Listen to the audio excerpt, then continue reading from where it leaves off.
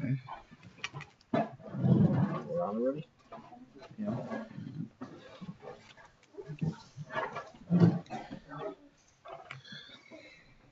So we want to start? What?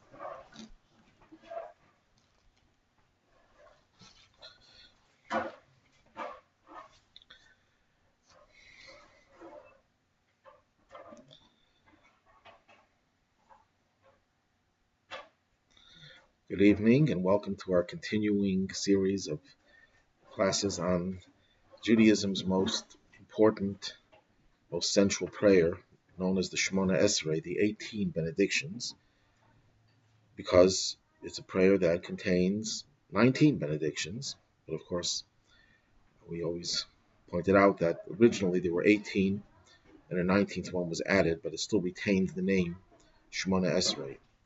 As we discussed in previous classes, the Shemona Esrei is divided into three sections. The first section is the praises of God. Before we petition God, we first have to offer our praises to Him. The second section are the requests that we make of God for all of our needs, private needs, personal needs, and communal needs. And the last three blessings, we conclude with expressions of gratitude to God. That's the general outline and structure of the Shemona Esrei. We are right now up to the eighth blessing, the blessing for healing. Now, in order for us to appreciate the importance of this blessing, we have to first establish the importance of health in Judaism. Judaism is very much a religion, if we can use the word religion, that emphasizes the importance of the physical, whereas most religions, and Judaism included, emphasize the importance of the spirit, the importance of the soul, the importance of the spiritual. Judaism takes that a step further and says that the physical is not just a means, an instrument through which we could do things that are spiritual. The physical itself is part and parcel of our spiritual quest and the goal towards which we devote our lives. As we explained in other classes, just to mention it briefly, the rationale for creation, the reason why God created the world, the Midrash tells us, is because He desired to have a dwelling place within what is called the lowest or the lowliest of worlds, within the most non-spiritual, non-godly existence, and within that to create a sanctuary for God. That means that the ultimate purpose is to bring God within the physical.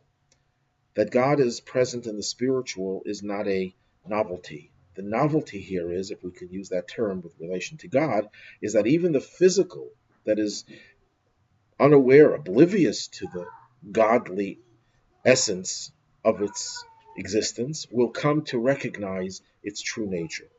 Having said that, we can now appreciate that our request for health, for physical health, is not just, although that's also an important part of it, to serve our spiritual needs. The physical health itself is part of that process of fulfilling the purpose for which we were created. So this blessing, this eighth blessing, is a blessing for physical health. Now, of course, there are going to be other dimensions of the request for health that are more spiritual that we'll get into as we go on. But we cannot ignore the fact that the physical health is an integral part of our request in this blessing. Where does this blessing come from? Obviously, it's one of the prayers that were composed by the men of the Great Assembly, the greatest sages who lived the end of the Babylonian exile and at the beginning of the Second Commonwealth, the rebuilding of the Second Temple. And they composed the most essential prayers of Judaism, and this is included in that. But as the Midrash that tells us that this prayer was actually recited by angels. And this occurred the first time we read of healing in the Torah. When Abraham circumcised himself at the age of 99, he was ailing, of course. And then we read in the Torah that God comes and appears to him, and he's also visited by angels. And the angels, one of them, Raphael, the angel of healing, heals him. According to the Midrash, the angel declared this very blessing and recited praise of God for healing the sick, for healing Abraham. So this became the prototypical blessing for healing. Now, as we did in the earlier blessings, we try to show the connection to the preceding blessings. The preceding blessings, and we're talking about the ones in which we make requests of God, are to give us knowledge. Without knowledge, we don't even know what to request, or we don't know how to request it, or we don't know what exactly we mean by the things that we need, that we're asking God for. So you need knowledge. You cannot really get anything unless you are closer to God. So we ask God to bring us closer to Him. But as long as we still have the stain of all of our transgressions, we have impediments to the good things in life that we want God to give us. So we have to ask God for forgiveness. But then we have to also get rid of all of our emotional travail. We ask God for redemption, which, as we explained in the preceding class, is primarily a request for personal redemption, not that much the request for the ultimate redemption, although it's included in that. But the focus here is on our personal redemption, to be redeemed and liberated from all of those things that plague us emotionally. Now that we are in a good state spiritually, we got rid of our sins, we're in a good state emotionally. We're no longer in distress, either from external forces or from internal forces. Now we ask God for physical health. According to the Levush is one of the great halachic authorities who lived a little over 400 years ago. And in his compilation of Jewish law based on the Shulchan Aruch, based on the Code of Jewish Law, he writes that the reason why this blessing follows the one in which we ask God to redeem us from our suffering is because a person in distress does not care for health. Very often when a person is depressed, a person is in a low spiritual and emotional state, they neglect their body as well. And essentially that is a sign that they are being influenced not by the godly side of their personality, but by the animal side of their personality. Because one of the symptoms of your animal soul's influence over you is the feeling of helplessness, the feeling of depression, laziness. When a person tries to withdraw and stop caring for themselves, that is one of the characteristics of the animal soul. So in order for us to be capable of caring for our physical health to the point that we're going to ask God for healing, we first have to be free of distress, anxiety, depression, and all the other emotional impediments that we ask God to get rid of in the preceding blessing. Now, this is the eighth blessing, as we just noted. We have three introductory blessings where we praise God. And then we have the one for knowledge, that was number 4. The one for returning us to God is number 5. The one for forgiveness is number 6. For redeeming us from our suffering is number 7. And this is the number 8. What is the reason why this is the 8th blessing? The Talmud, which normally does not get into numerology, does in fact speak about the importance of the number 8 over here in relation to this request for good health. 8, of course, is associated with circumcision. Circumcision takes place on the 8th day, and therefore, the Talmud says, the request for good health was inserted as the 8th blessing because circumcision is the surgical procedure that requires healing, and it's the procedure that you can't avoid because it's part of Judaism. It's integral part of Judaism, and therefore, since circumcision is the prototypical case of where a person needs healing, and it's on the 8th day, that's why this was inserted into the 8th prayer. Now, it sounds pretty almost arbitrary, a little far-fetched to say that it's the 8th prayer because of circumcision, which is essentially not intended as a medical procedure. And although the healing is very much a medical procedure, but still there's something more that has to be understood that explains the number 8 in relation to circumcision as well as in relation to healing in general. So this is the way it has to be explained. The reason why circumcision is on the 8th day is because, this is the mystical explanation, based on the famous medieval rabbi known as the Rashba, and later on expounded on in the writings of the Maharal, the Kli Yakar, who was a disciple of the Maharal, and much more elaborated on in Hasidic writings, that the number 8 represents the number that transcends nature. Nature is divided up into cycles of 7. We have the 7 days of the week because they correspond to God's 7 emotional attributes. Once you go beyond 7, you get to the number 8, we're dealing with something that is transcendent, something that goes beyond and above nature.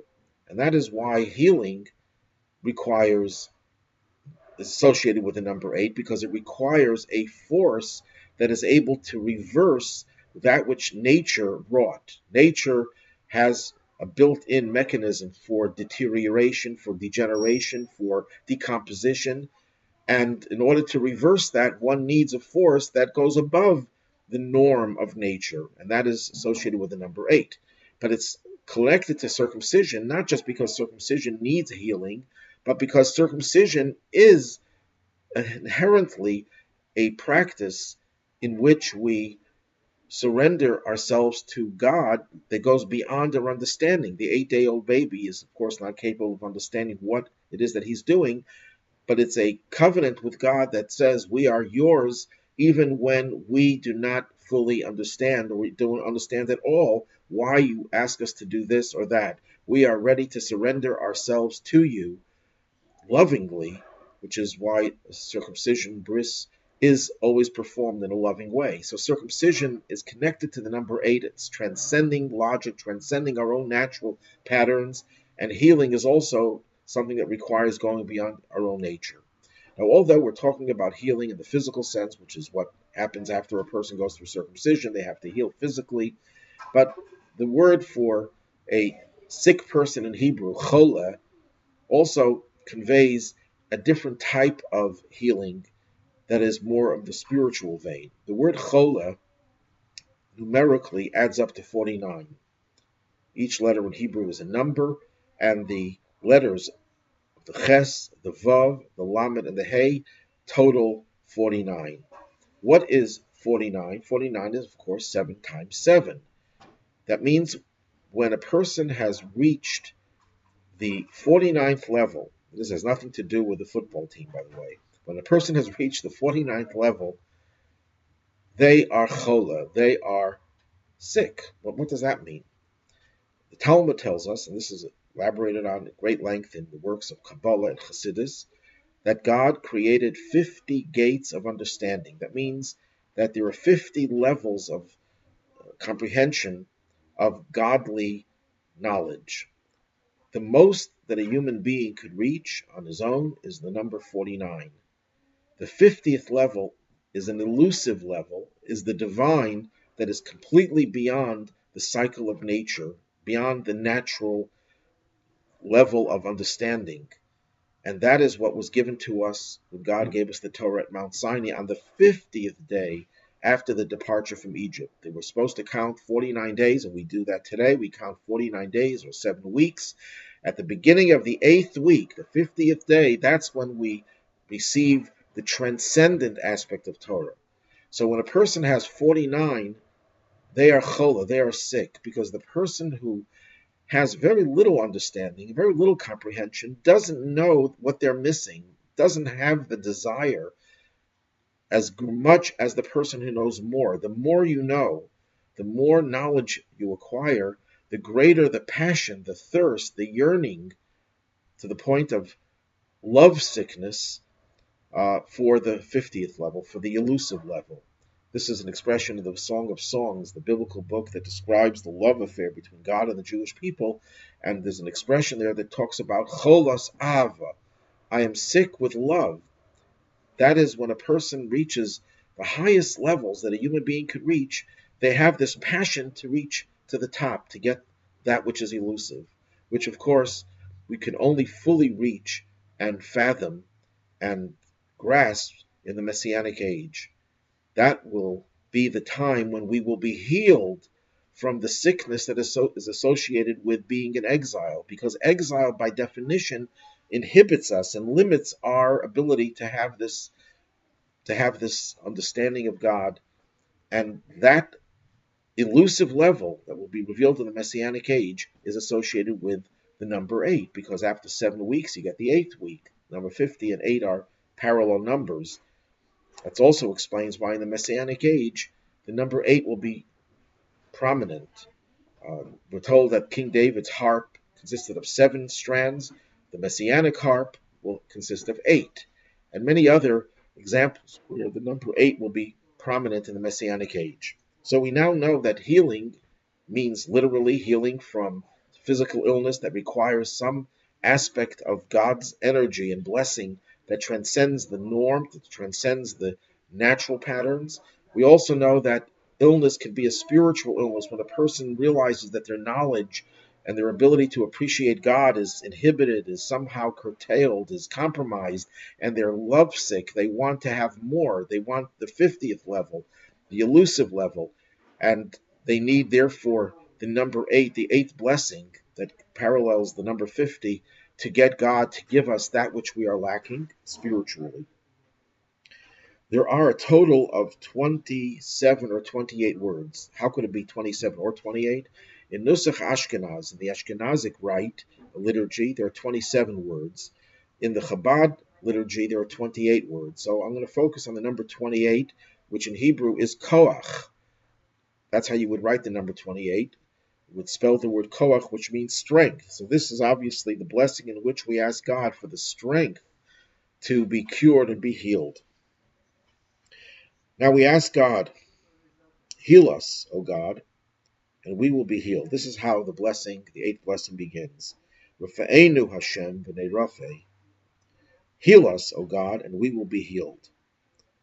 The Zohar says that this request, heal us, O God, and we will be healed, is problematic. What exactly do we mean by that when we say, heal us, O God, and we will be healed? Obviously, if he heals us, we'll be healed.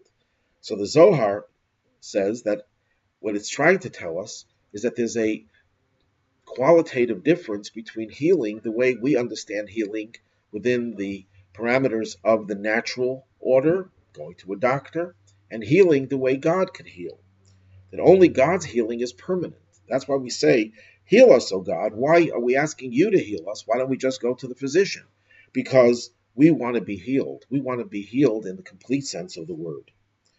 The Pri Megadim, one of the great halachic authorities of about 200 years ago, explains that there's actually 2 points over here. Heal us, O God, is what God does for us.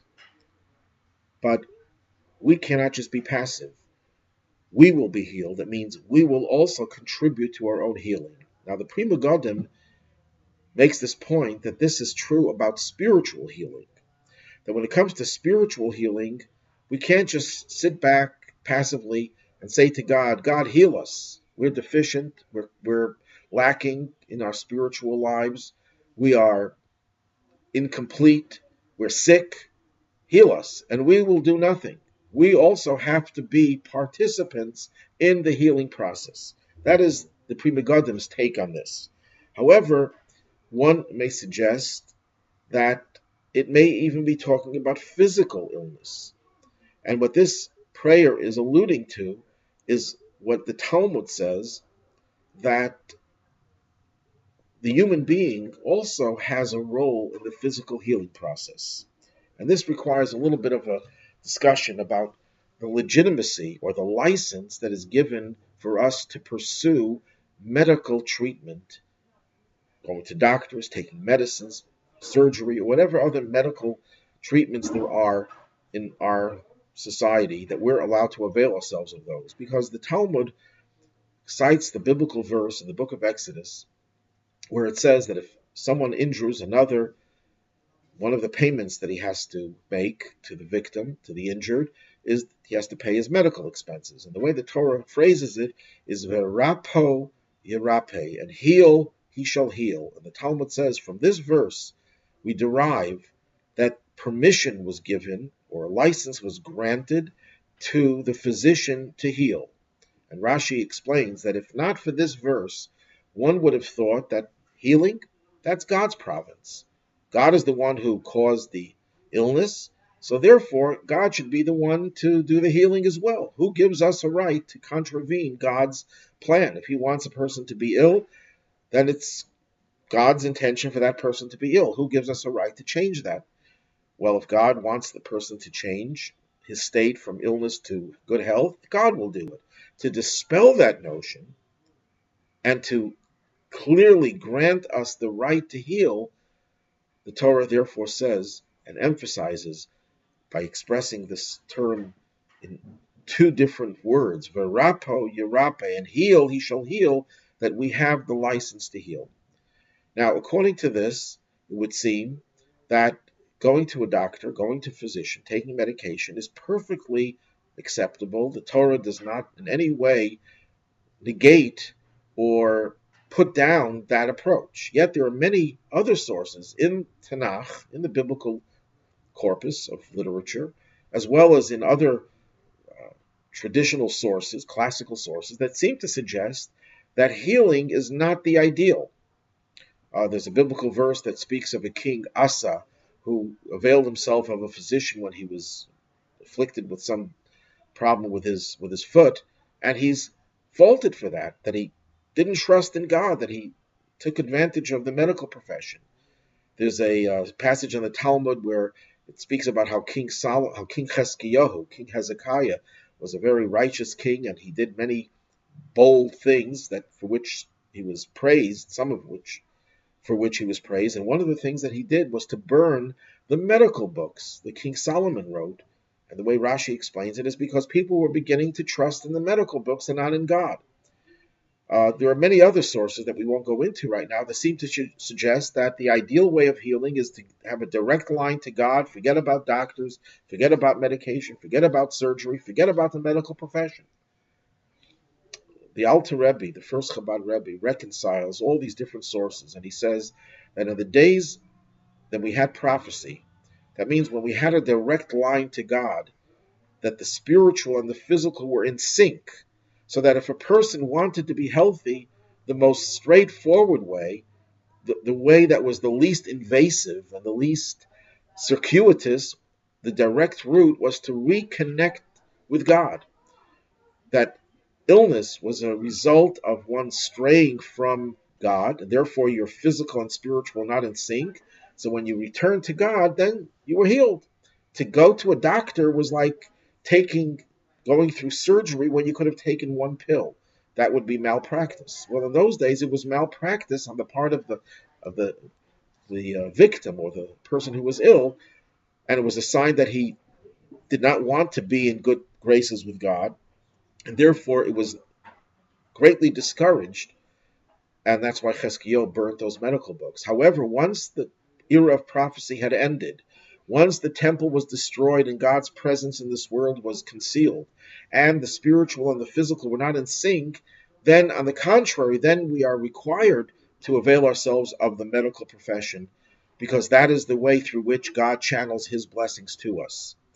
When did this change occur? It occurred at precisely the time the Shemona Esrei was composed by the prophets who were known to be the last generation of prophets, Haggai, Zechariah, and Malachi, who lived at the time of the beginning of the Second Temple, and they were members of this body known as the Men of the Great Assembly who composed the prayers. So when they were composing the prayers, they wanted people to realize that, yes, until now, you were required to just pray to God and forget about the medicines, forget about the doctors, but now it's different. Now we say to God, heal us, O God, because ultimately, even when we go to a doctor and even when we take medication, we know that it's God's healing powers that are actually working through them, but we will be healed. We will also participate in the healing process. That is conjecture on my part, but I think that there's room to say that that's what they were trying to express in this phrase, and we will be healed. There's another explanation given in a book called Tefillah LeDavid, that the two expressions here, heal us, O God, and we will be healed, refer to two different stages in the healing process. There's what we call preventative medicine, or the ultimate preventative medicine is when God provides us with good health in the first place so that we do not become ill. That is the second part of this blessing. We will be healed. That means that we will automatically be healed because we won't get sick in the first place. But in the event that we do get sick, we say to God, heal us, O God, because we have become ill and we need you to reverse that. So we have both forms of treatment in God's treatment, one where he intervenes and one where he even prevents us, which is even better, that he prevents us from becoming ill in the first place. Rabbeinu Bechaye, medieval commentator on the Torah, explains that when you read the Torah, and I mentioned before the verse that gives us the license to heal, that doctors are allowed to heal, it says, Verapo yerape, heal he may heal. Now, the word rapo has the letter pe in it. It's the letter that is equivalent to the English letter P that has a dot in it. It's called the more harsh sounding letter. Whereas in this blessing, we say rifa'enu. It's not a P, it's an F. It's the same letter without the dot. It's called the soft pronunciation. And that's the difference between the way God heals and the way men heal, the way people heal. When people heal, it requires harshness. It requires a bitter pill. It requires cutting up the person, surgery. It requires discomfort. Whatever medical equipment is used, they don't make us feel comfortable. And we have to use an analogy of someone going through a painful thing. We say it's like pulling teeth. It's like a root canal. It's like whatever. I'm not going to go through all the different uncomfortable medical procedures, but the point is very simple, that people heal. It's tough. It's harsh. It's not comfortable. When God heals, it's soft. It's pleasant because God does not have to use methods that are accompanied with different forms of difficulty. Then we say, deliver us and we will be saved. Now, we already asked God for being healed. What do we mean by delivering us? Well, some say that this is a reference to the redemption.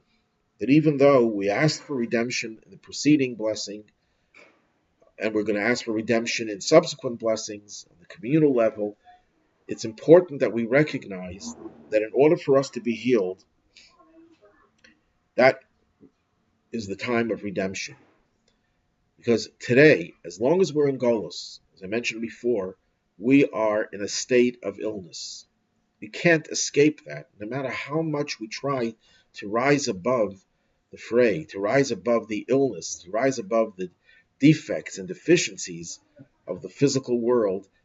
We seem to not be able to accomplish that fully.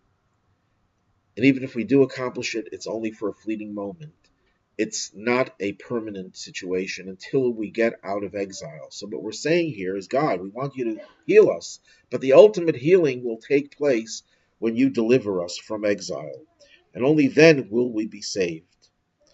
The Or Torah, which is one of the works of the Maggid of Mezrich, the successor to the Baal Shem Tov, says that the emphasis on the word "and we will be saved" is not just we, the Jewish people, all of humanity, but it also refers to God, because as Rashi mentions, based on the Talmud and the Midrash, that when God revealed himself to Moses in the burning bush, he chose a thorn bush as a way of expressing that when you are in exile, I am with you in your distress. When the Torah speaks about how we will return from exile, it doesn't say we will return or God will return us. It says he will return with us, because God is also in exile. So when we ask God for redemption in this prayer, as in other prayers, we use the collective term we, because we're referring not just to ourselves, but also referring to God. And then we say, why are we asking you to deliver us? Why are we asking you to heal us? For you are our praise. What does that mean? Iyun Tefillah, one of the commentaries on the prayer book, says, it is your praise that you exclusively can heal. But we're saying that of all different things in this world, the one area where we think, on one hand, that we have the power to do things is healing. And at the same time, the one thing that even the best practitioner of medicine recognizes that there are things that we cannot do. That is, again, is the area of medicine, the area of healing. So what is God's praise? That he is the exclusive one who can heal. Only God can truly heal, and that's his great praise. Because this is something that you recognize more than it is in any other field. Take, for example, a carpenter. He builds a house. Now, of course, without God, he couldn't have the strength to build a house. He wouldn't have the wherewithal. He wouldn't have the knowledge. He wouldn't have the equipment. But you don't notice the godly aspect of it because carpenters have been doing quite fine. They build houses. They last for many decades or centuries. And rarely does one say, you know what, you cannot really build a perfect house. And the same thing is true in most other areas of life. The one area where it's clear that it's God's praise, that he is the one responsible, is in healing. Because if you speak to any honest doctor, especially surgeons, they tell you that their success has to be attributed to a force that is higher than themselves. They feel they're being guided by God's hand. So even though they're the ones, they're the messengers, and that's why Judaism has such a high regard for a physician, nevertheless, the reason why we do have that high regard is because God is partnering with a physician. But the physician has to recognize very easily, very readily, that God is the senior partner and is the one who really makes it possible for him to heal. Now, it's very interesting. There's a passage in the Talmud that if there are any doctors listening, they might want to tune out.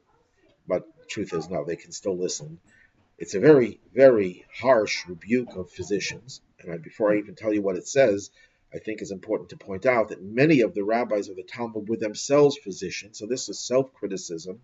And it really refers to a physician who goes to extremes in betraying the trust that God puts in the physician and the patient puts in the physician. But let me now tell you what it says, that Tov sheberofim legehenim, the best of the physicians deserves to go to the Jewish equivalent of hell. That's what Gehenna is. Rashi immediately explains, anticipating the question that many people would have, what did he do wrong? He's helping people. He's saving people's lives. And Rashi says, well, there are some doctors who are so arrogant they forget about God, and some of the doctors will kill their patients because they're negligent, and some will only treat the rich and not the poor because they don't get paid. So we're talking about extreme cases of neglect. We're talking about extreme cases of lack of appreciation for God's role in the healing process.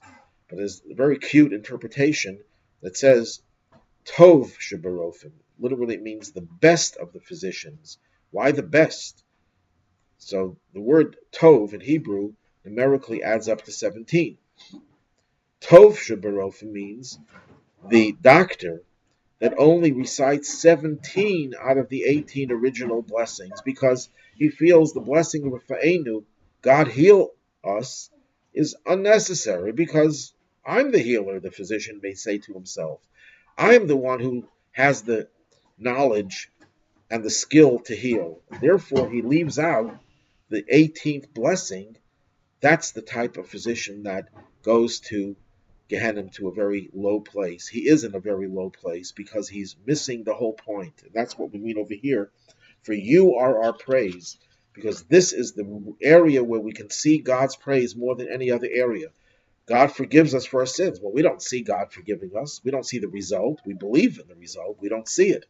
Likewise with many other things. But here we see the result, and we see how without God's role, the physician is really incapable of doing anything.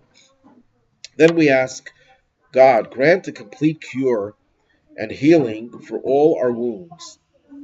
What do we mean by complete? Well, we already answered that question based on what we said before, that only God's healing is permanent. Only God could truly cure us, because when we treat our sick based on our own limited abilities, the refuah, the cure, is certainly not permanent. God can make the cure permanent. Of course, when the doctor heals, it's also God doing it. But if God wants, then the cure could be permanent. If God does not want, no matter what the physician does, it's not possible for it to be permanent. I mentioned in an earlier class that there were certain things, several things that we say the word shlema, complete or perfect. We have emuna shlema, perfect faith, which is what we use when we talk about the belief in Mashiach. Ani mamin be'emuna shlema. I believe with perfect faith. Likewise with the other 12 principles of faith. Faith cannot be imperfect. If it's imperfect, it's not faith. If someone says, I trust you, but not really, then it's not really trust. Then we have tshuva shlema, true repentance, true return. Either the person is sincere that they are truly interested in getting closer to God and wanting to do the right thing or not. You can't say, well, I do want, but I really don't want. It has to be perfect to be worth anything. Then you have geula shlema, complete redemption. Well, if the redemption is not complete, then we're not out of golus, we're not out of exile. And then we have here refuah shlema. If the cure is not complete, it's not really a cure. Eitz Yosef, one of the commentaries on the prayer book, says that the word shlema over here again underscores the fact that physical healing is entirely in God's hands, that He can only do a perfect healing. Everyone else does an imperfect healing. We already covered that. Now, in the Chabad Nusach, which is based on the teachings of the Ari, the great Kabbalist, it has both the word cure and healing. In Hebrew, arucha or refuah. Now, these two words are really synonymous. They use different words here, cure and healing, but they really could be translated the same. They can both be translated as cure, and both can be translated as healing. What is the difference between arucha and refuah? Very briefly, this is a very deep Kabbalistic discussion, but in Kabbalah we're told that there are 10 attributes, 10 divine attributes with which God manifests Himself, 3 intellectual and 7 emotional. And the 7 emotional are called Ze'er Anpin. Literally, it means the small face, the small visage. That means where God expresses Himself through His kindness, through His judgment, and so on, but He does so in a very limited way, in a way that has certain limits within certain parameters. But above the 10 spheros, you have what is called Keser, the crown, which parallels a human being's power of will that controls every part of his personality, or the power of delight, of pleasure, which is the motivating factor for all of a person's activities and all of the person's endeavors and all the person's feelings and energy. Now, this level of Keser, the level that I referred to before as the will, God's will, is called Arich Anpin, the long face. Long in the sense that it's not limited. It has the much more powerful force that doesn't limit it. It doesn't slot it into a narrow space. And where does the healing come from? It comes from this higher place. It's not just an emotion, a limited emotion of God that's being expressed, but a more powerful surge of godly energy, much more powerful emotion of God that enables us to be cured. So that's really what it means over here. It's not saying the same thing twice. It's talking about how God should give us a rucha. He should reveal this level of arich, and that in turn will lead us to refuah, to the healing, and a refuah shlema, a complete healing, because this is coming from an aspect of God that is not limited even within the parameters of God's attributes, because they also have limits, but it goes beyond that. Then we say, for you, Almighty King, are a faithful and merciful healer. The word king hardly appears in the Shemona Esrei, but it appears here. And this is a little bit problematic, because if we had to look for the word king,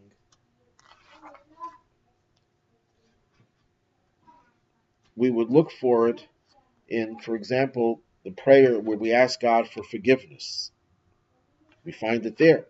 We ask God for tshuva. We find it there. There it makes sense, because there we're asking God to forgive us. Well, what did we do wrong? We transgressed. So what's wrong with that? We violated the commandment of the one who has the power to give us commandments, namely the king. So it makes sense that we're using the word king over there. But for example, when we ask God to redeem us from our suffering, we don't mention that he's a king, because suffering is not related to God in the state of his sovereignty as a king. Likewise, when we ask God in the next prayer to give us prosperity, bless the year with abundance of our crops, and we should have only a good year in the financial sense of good, and so on. Nowhere do we mention God as the king, because it's not relevant to God as a king. And likewise, in many of the other blessings, we do not mention that God is our king. Why then, commentaries ask, do we stress that we're saying, God, you, Almighty King, are a faithful and merciful healer? Well, one commentary explains that, in truth, healing is connected to sin. There's an expression in the Talmud about suffering and pain and illness that very often it's a result of sin. Now, I don't want this to be misunderstood, that every person who is ill and suffers, which probably includes virtually every human being, is a terrible sinner. But what it really means, and sometimes it could very well be a punishment. We do believe that there is a concept of punishment, but in most cases, it's cause and effect. When a person strays from God, they sever one of the lifelines they have with God, who is their creator and their master, and therefore there's less spiritual energy flowing through to the person, and that's why they're more vulnerable to illness. So it doesn't make a difference. It could be the most righteous person could suffer more than someone who's not so righteous, because on the level of the righteous person, even a small scratch could be more harmful. Some people are more sensitive, and the tiniest little scratch could be more detrimental to their spiritual and therefore their physical. But the main point is that there is a relationship between the physical and the spiritual. One affects the other. Good physical health could affect good spiritual health, and vice versa. Now, when a person realizes that they are ill and they want to be cured from the illness, they have to examine also their relationship with God as their king, because that's the level of relationship that controls and determines the lifeline that we have with God. God as the king, as our master, is the one who controls our existence, and therefore we have to see what is our relationship. And therefore we say to God, you, Almighty King, are a faithful and merciful healer. And then when we make amends and we correct whatever has to be corrected and we cement our relationship with you, then we are therefore deserving and have a merciful. He wants to spare the patient the pain and the discomfort of surgery. Well, he's not very faithful. He's not doing his job, although he might feel that he's doing something compassionate. If the doctor is too compassionate, then he might not be faithful. If he's too faithful, then no matter how nice he'll try to be, he can't help but he is hurting the patient. And only God could do something that is both faithful and compassionate. He can do what has to be done to heal us, and he does it with compassion. Now, to focus a little bit about the Marsha, before I go into the explanation of merciful, the Marsha, great Talmudic commentator of about 400 years ago, explains that when we say faithful, That's when God heals us at the designated time. When a person is ill, it's like a heavenly decree that this person should be ill. And the decree is issued with a timetable that the person should be ill for such and such a length of time, after which they will recover. There's a famous story in the Talmud of a man saying to Rabbi Gamliel, I believe it was, how come people go to pagan shrines, people who are very ill, and they're healed? And that gives people reason to think that these pagan worshiping idols has the power to heal. And Rabbi Gamliel's answer was, and it's a long answer, I'm going to say it in a nutshell, that a person is decreed upon that he will be ill for a certain amount of time. Let's say it's 6 months. The end of 6 months, they will be healed no matter what. Now, what happens if that person at the end of 6 months just happens to go to this pagan place and worships an idol, does something horrible, and they recover? God is faithful. If it was decreed that the person should recover at the end of those 6 months, God will keep his promise no matter what the circumstances are, even though it will cause God heartache, so to speak, because people will attribute his healing to the pagan worship.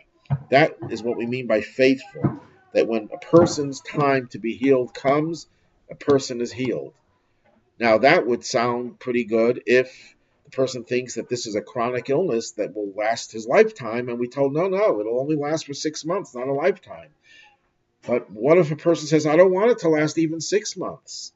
Well, God is also the one who is merciful, and he will accelerate the process and make the cure come sooner. That it's not etched in stone that it has to be 6 months and not sooner. So when we pray to God, we say, God, first of all, you're faithful and you won't keep it longer than what you originally intended. And nothing in the world will change your mind about my healing. But, God, I'm going to the next step of request. I want you to heal me even sooner because you are merciful. But let's focus a little bit on the term merciful. What does that mean when we say God is merciful?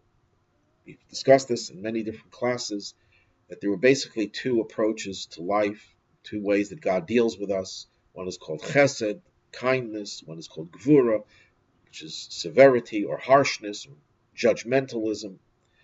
There are two ways that we relate to everyone. Sometimes we're giving, sometimes we're withholding.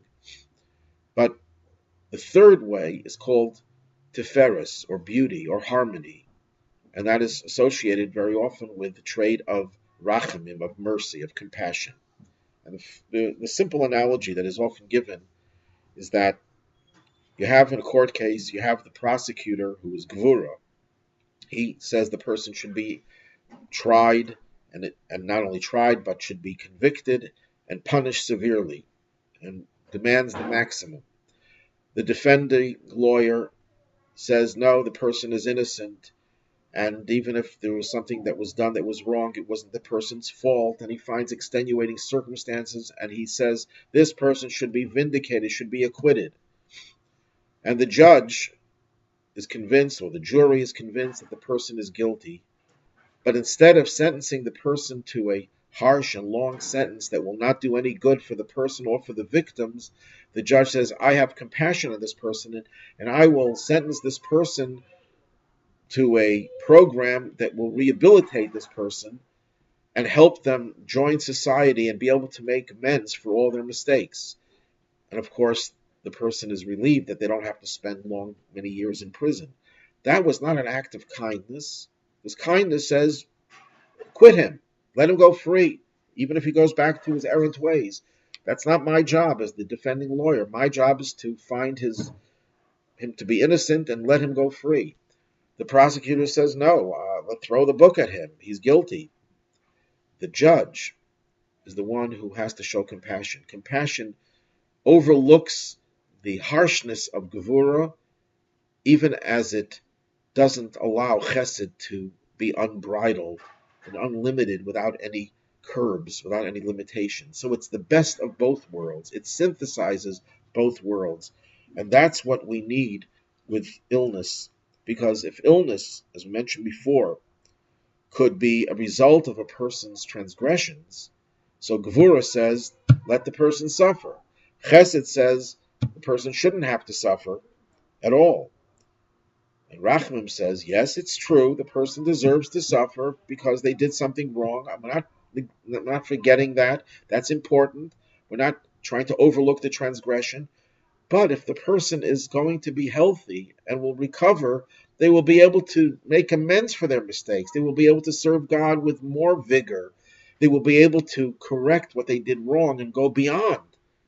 So that's Rachamim, that's mercy. It doesn't ignore the charges of the prosecution, and it doesn't just blindly embrace the argument of the defending angels, as it were. It finds the solution that incorporates both traits. Then we conclude, blessed are you, God, who heals the sick of his people Israel. We asked this question before with another blessing. The question here too is, God is the healer of all flesh. In fact, we say that in the various other prayers. One prayer that we say after going to the bathroom, we say, Rofe chol basar, he heals all flesh. And that is said in many other prayers, that God is the healer of the entire world. Yet in the Shemona Esrei, we focus on Israel. And the simple, short answer to that is that yes, we are parochial, and there's a need to be parochial, because you can't be universal if you're not parochial. You can't save the world if you don't save your own people. You can't save the world if you don't focus on your own community. Charity begins at home is not just an expression, it's part and parcel of Jewish law. When it comes to the laws of charity, you're supposed to focus on your own family and your own community, on your own people, and then you also give a little bit more beyond those who are closest to you. So that's the simple and short answer, that yes, we're focused here. This is one prayer. We have a right to spend time just to focus on the needs of our own people. But perhaps another way of answering this question is that when a person is ailing, you have to look at not the limb that is ailing, but the cause of the ailment, which very often can be traced back to a vital organ like the heart or the brain. The Jewish people are the heart of the world. And if the heart is healthy, then the whole world is healthy. If you just treat the whole person without focusing on the main cause, not saying we shouldn't focus on the whole person, but what's more important, which comes first, is the focus on the heart, the focal point of the world, and that is the people of Israel. Finally, one of the Tosafos mentions, as we discussed this in earlier classes, that these 13 intermediate blessings, in which we ask God for things, are divided into two segments. The 13th, Shema Kolenu, is a general one, where we ask God, please listen to our voice and grant us all of which we've asked before. But, so we have 12, and the 12 are divided into 6 and 6. The first 6 are personal requests, things that we need for ourselves, even though it's stated in the plural, because our personal needs mean that we pray for the well-being of others as well. But the focus is on what we need as personal, as individuals. And then we talk about the communal needs, the collective needs, universal needs. Well, according to the Tosafos, the Riva, this first 6 and the second 6 are parallel to one another. And we try to explain in each of these cases what the parallel is. This request, namely, this is the 5th request that we have, 5th personal request. We had knowledge, returning to God, forgiveness, redemption, and then healing. So that has to parallel the 5th communal request. The first was blow the shofar for our freedom, restore justice, to deal with the informers and the heretics. And then the fourth one was to take care of the righteous people and the pious people. And the fifth one is return in mercy to Jerusalem, your city, and dwell therein as you have promised. Speedily establish therein the throne of David, your servant. Rebuild it soon in our days as an everlasting edifice. Blessed are you, Lord, who rebuilds Jerusalem. So this is the prayer for Jerusalem and, of course, the temple, which is the focal point of Jerusalem. How does this parallel the request for healing? Well, number one, this is just a detail. Here also we use the term barachimim with mercy, just as we used it in the prayer for health.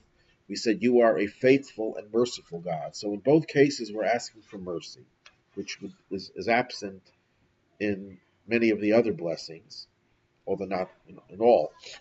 But that's only a detail. We're asking to return to Jerusalem. What is Jerusalem? Jerusalem is a composite of two words, as the Tosafos commentary on the Talmud explained, that originally Jerusalem was called Shalem, which is complete. Malki Tzedek was the king of Shalem, which is identified as the beginnings of the city of Jerusalem. Abraham, after the Akedah, after the binding of Isaac, named it Yireh, and eventually the two names were combined, Yireh Shlem, or Yerushalayim, as we change the pronunciation somewhat, which means complete reverence. Reverence that is for God, of course, that is complete and whole. That's the connection that we have to refuah, to healing, because healing is essentially a process which takes a person who is broken, a person whose spiritual state parallels the broken physical state, and we're asking God to bring wholeness, restore the wholeness of our body and spirit to the way it was before originally. Make sure that our physical existence and our spiritual existence should have the full integrity, uncompromised. Well, that's exactly what Yerushalayim is. It's uncompromised reverence for God, uncompromised devotion to God, and that was expressed primarily in the temple in Jerusalem, where there was a relationship with God, and a relationship with God was without any compromise and was total and complete. And when that relationship is complete, we have complete and perfect physical and spiritual health. If there are any questions, feel free to forward them, and God willing, we'll answer them in subsequent classes. Have a good evening. All the best. I just want to remind everyone that tomorrow night, I know before we go to tomorrow night, tonight, I want to dedicate this class to the memory of my father-in-law, Nachum Rabbi Yisrael Halevi, who passed away on this day, 23rd day of Tevis. Tomorrow night is the 24th day of Tevis. That's the yahrzeit, the anniversary of the passing of Rabbi Shneur Zalman of Liadi, the founder of the Chabad movement, who passed away 200 and 201 years ago. And we are observing that. We will be observing that tomorrow night and Friday. It's a very auspicious day, a day to reconnect to his teachings, many of which we quote in these classes. On that note, I'd like to wish everyone a very good week. We'll see you again next week, God willing. Come out.